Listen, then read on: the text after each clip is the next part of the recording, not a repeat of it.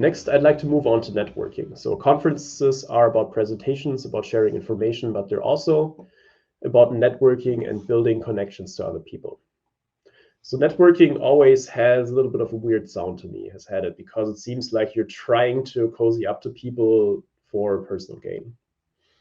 Networking is something we should consider seriously, also for a scientific career. And let's see, is this really a skill that some people have? We know outgoing people, they have a much easier time connecting to people. Is it an art? Because it's what you do creatively. And this is where it comes in. Networking truly is an art, if you want to take it to the next level. And it's using your skills that you have to really transform this process into a piece of art. Sounds pretty high and weird in some ways, but that's really what it is. We all have skills in networking. Some have better skills, some have other skills where they're better at, but we all have it.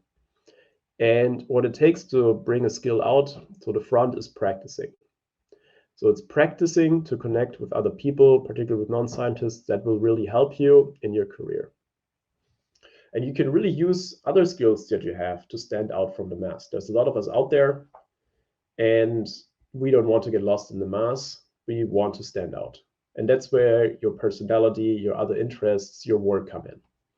So there's always something to connect with people. Why should you as a researcher do that? It's not just something for business executives. It's really about building your career for the future. You want to connect with researchers that you want to collaborate with, publish with.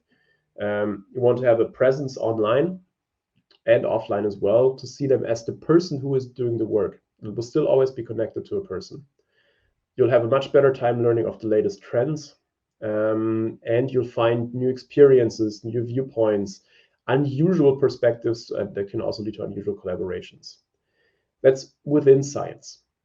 If you want to transition out of academia, you'll also need industry connections that will help you a lot in your future career. So see it as something that will always help you, and something that everybody can do. It just takes a little bit of practice. And that's where I came in the beginning. Networking, to me, also sometimes, just if you say the word, I need to network, I want to network, it feels inauthentic and in some ways also fake. And if you feel you don't have access to an influential network, so why would you even try? Or do you feel uncomfortable because it feels that you're only taking and you're cozying up to someone for your own gain?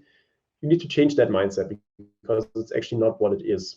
When you network with someone, you also have something to offer. You ask someone, for example, for career advice, for support. You're giving them an opportunity to help you, an opportunity for them to share what they've learned over the time.